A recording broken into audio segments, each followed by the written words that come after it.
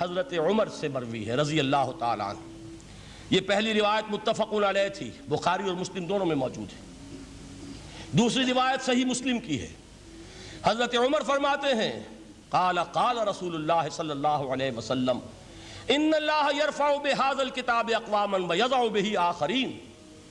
اللہ اب اس کتاب کے ذریعے قوموں کو اٹھائے گا اور اسی کو ترک کرنے کے باعث رسوا کر دے گا. یہ ہے اب ابد الآباد تک کے لیے، خاص طور پر مسلمانوں کے لیے اللہ تعالیٰ کا یہ قانون.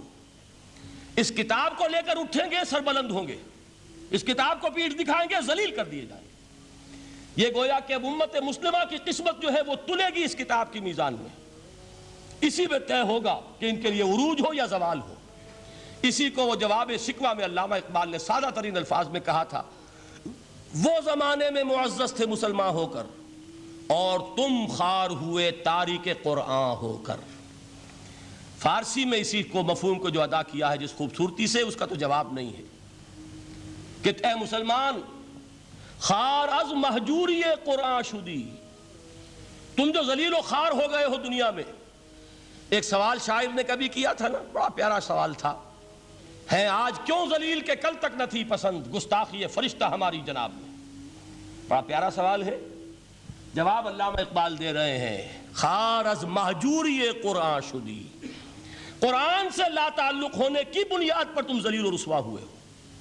شکوہ سنجے گردش دوراں شدی، گردش دوراں اور گردش فلک اور فلک ناہنجار اور فلک کج رفتار، اس کو خامخواہ گالیاں دے رہے ہو، اس کا خامخواہ شکوہ کر رہے ہو، شکایت کر رہے ہو. یہ تو اے باد صبائی ہما آوردہ دست، یہ تمہارے اپنے کرتوتوں کی صدا ہے جو تمہیں مل رہی ہے.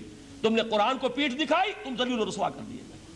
خار از مہجوری قرآن شدی، شکوہ سنجے گردش دوراں شدی، اے چو شبنم بر زمیں افتندئی در بغل داری کتاب زندئی.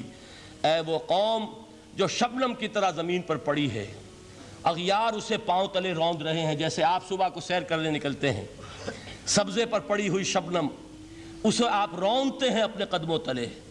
اے امت محمد، آج تو دنیا کی قوموں کے سامنے اسی طرح پابال ہے، سرنگوں ہے، لیکن ہوش میں آ کہ تیری بغل میں وہ کتاب زندہ موجود ہے.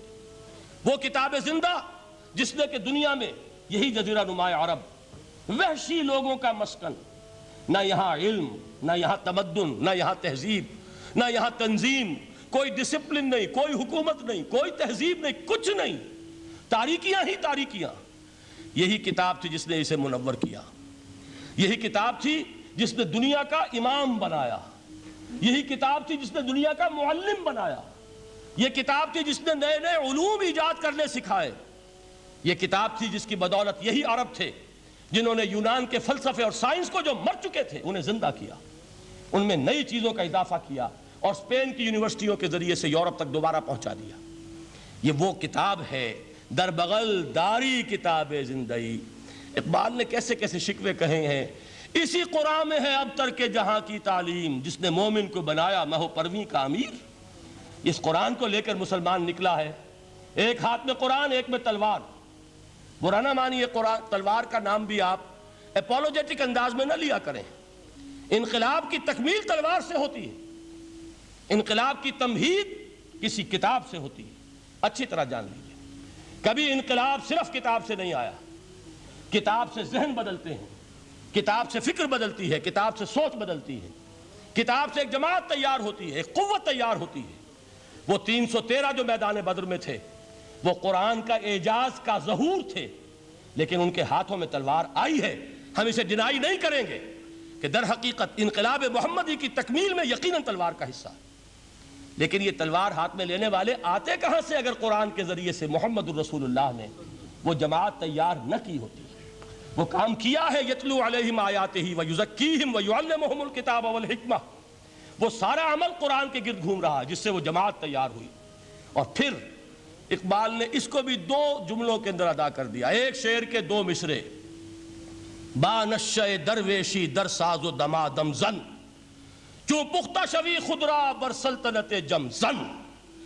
پہلے ہے وہ نشہ درویشی، وہ فقر، وہ صحابہ کرام کے وہ راتوں کو اللہ کے سامنے کھڑے رہنا، وہ تزکیہ نفس، وہ موعظہ قرآنی، وہ تزکیہ جو قرآن کے ذریعے سے ہو رہا تھا 13 برس تک ہوا. اب جب ایک جماعت تیار ہو گئی, ایک قوت وجود میں آئی, تو اب اس قوت کو محمد رسول اللہ نے باطل کے نظام پر دے مارا, ٹکرایا. بانش درویشی در ساز و دمادم زن, چون پختہ شوی خود را بر سلطنت جم سن. تبھی وہ انقلاب آیا, جاء الحق وزہق الباطل ان الباطل کان زہوقا.